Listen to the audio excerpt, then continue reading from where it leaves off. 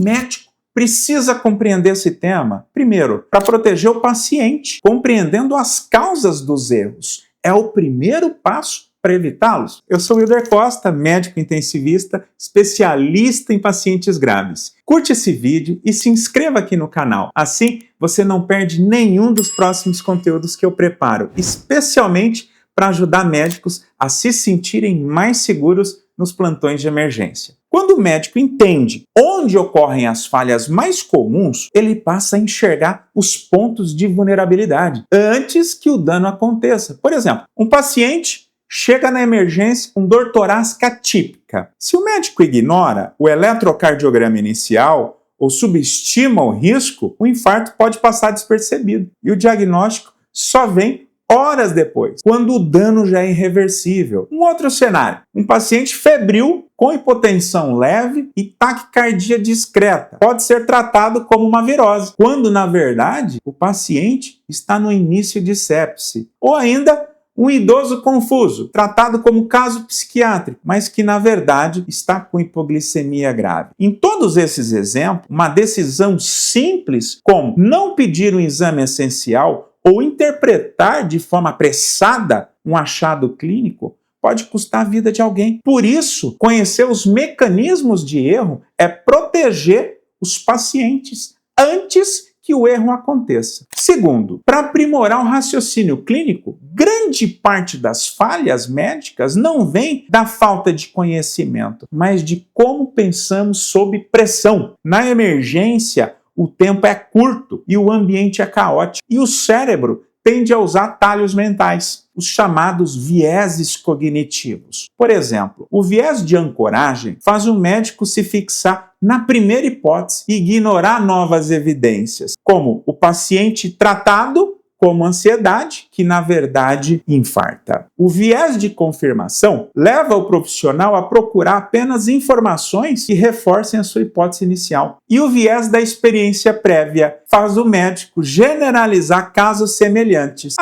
Já vi isso antes, é gastrite de novo, e perde detalhes cruciais. Reconhecer esses vieses e aprender a pisar no freio do pensamento rápido é o que diferencia um atendimento apressado de uma conduta segura. O médico que domina esse processo pensa com mais clareza, mesmo em meio ao caos da emergência. O terceiro ponto importante, para fortalecer a reputação e a ética profissional. Erros acontecem, isso é parte da natureza humana e da prática médica. Mas o que diferencia o bom médico é como ele reage ao erro. O profissional que reconhece suas falhas, analisa as causas e busca aprendizado constante. Demonstra humildade, ética e compromisso com a segurança do paciente. Isso cria respeito dentro da equipe e confiança diante dos pacientes e familiares. Por exemplo, o médico revê um caso em que houve atraso no diagnóstico e compartilha as lições com a equipe. Isso contribui para evitar que o mesmo erro se repita. Já aquele que tenta esconder falhas por medo, por orgulho, contribui para que erros se tornem sistêmicos e repetitivos. Assumir uma postura ética e reflexiva não diminui o profissional, engrandece, reforça a ideia de que o cuidado médico é feito por seres humanos que aprendem e evoluem a cada decisão. Quarto, para reduzir os custos e melhorar o sistema. Cada erro tem um preço, humano e financeiro. Um erro de medicação, uma intubação mal executada ou um diagnóstico atrasado gera retrabalho, prolonga internações e consome recursos que poderiam ser usados em outros pacientes. Por exemplo, o antibiótico administrado de forma errada pode levar a uma infecção grave e aumentar em 10 dias o tempo de internação. Um erro de diagnóstico em um AVC pode custar não só a função neurológica do paciente, mas também meses de reabilitação e um alto custo hospitalar. Cada evento adverso grave gera, em média, $9 mil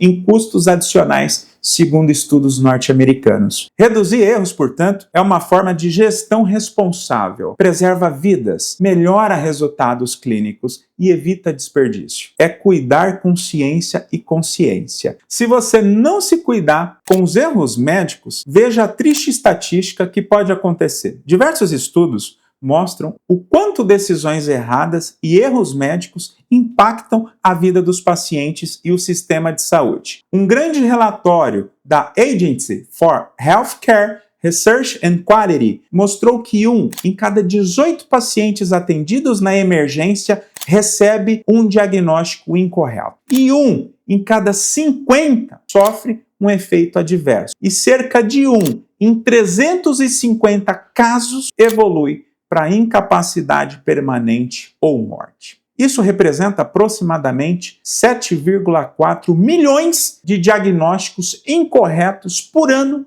nos Estados Unidos. Os erros de medicação. Uma meta-análise recente revelou que 22,6% dos processos de prescrição ou administração de medicamentos em emergências contém algum erro, e quase metade desses erros tem potencial de causar dano. Mortalidade evitável. O clássico estudo do Institute of Medicine to Err is Human já estimava entre 44 mil e 98 mil mortes anuais nos Estados Unidos por eventos adversos preveníveis, número maior que o de mortes por acidentes de trânsito em alguns anos. E olha como a percepção dos próprios médicos sobre isso. Numa pesquisa internacional com mais de 10 mil médicos, 43,6% dos profissionais de emergência afirmaram já ter cometido algum erro médico na sua carreira. E a maioria deles relatou não ter recebido treinamento estruturado sobre como reconhecer ou lidar com esses erros. E olha o custo e impacto global disso aí. Segundo a Organização Mundial da Saúde, a OMS, 1 em cada 30 pacientes internados sofre algum dano relacionado à assistência, sendo que cerca de 25% desses danos são graves ou ameaçam a vida. Em pacientes desenvolvidos, estima-se que 10% das internações hospitalares resultem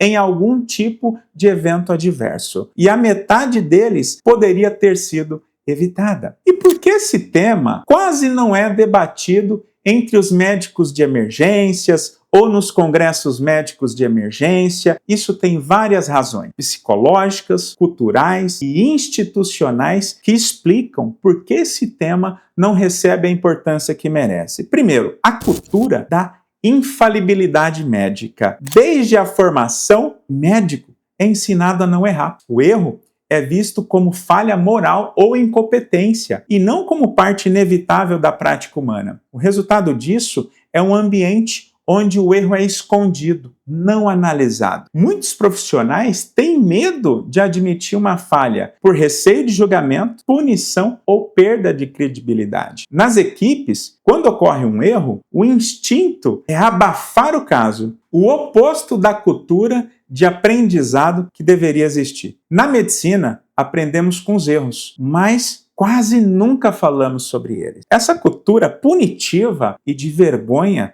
impede que o sistema evolua. Os hospitais que adotam políticas de segurança do paciente baseadas em transparência e aprendizado, como o modelo da aviação civil, reduzem drasticamente a incidência de erro. Outro fator é o excesso de autoconfiança. Com o tempo, muitos médicos passam a acreditar que sabem o suficiente para não errar. É o chamado viés de excesso de confiança, descrito em diversos estudos cognitivos. Ele leva o profissional a não revisar protocolos, ignorar checklists ou subestimar sinais sutis. Também faz com que médicos experientes sejam, paradoxalmente, mais propensos a decisões erradas quando não questionam o próprio raciocínio. Olha um exemplo real. Um cardiologista experiente que vê uma dor torácica típica de ansiedade pode deixar de pedir um eletrocardiograma porque já viu isso 1000 vezes. Basta um único erro, assim, para mudar o destino do paciente e da carreira. Terceiro ponto, a falta de formação sobre segurança do paciente. A maioria das faculdades e residências não ensina segurança do paciente, vieses cognitivos ou análise de erro clínico de forma estruturada. Médicos aprendem farmacologia, anatomia e fisiologia com profundidade, mas raramente estudam tomada de decisão, prevenção de erro ou gestão de risco. E quando um erro ocorre,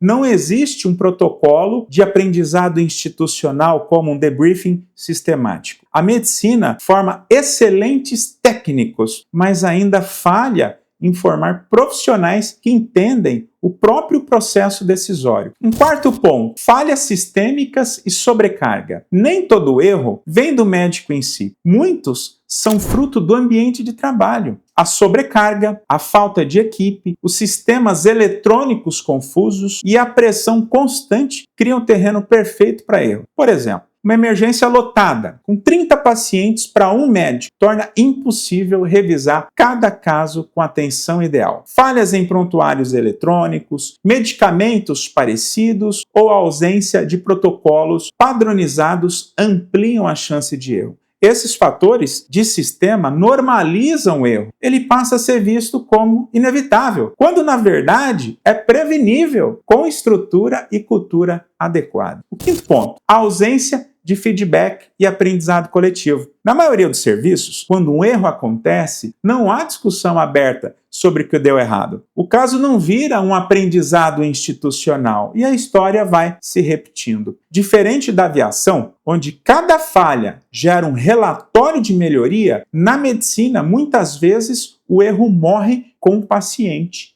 e com o silêncio da equipe. Um sexto ponto, o peso emocional e o medo de lidar com o erro. O erro médico é também um trauma para o próprio médico. Profissionais que vivenciam um evento adverso grave relatam sintomas semelhantes ao estresse pós-traumático, culpa, insônia, ansiedade e até abandono da profissão. Isso cria um ciclo de silêncio e negação, porque admitir o erro significa reviver o trauma. Muitos preferem evitar o tema do que lidar com o peso emocional que ele traz. E agora eu quero saber, você tinha ideia de como uma decisão médica errada nas emergências poderia trazer tantas consequências? Você vê colegas médicos falando sobre isso no dia a dia? Escreve aqui nos comentários que eu quero ver a sua opinião. Um grande abraço e até a próxima.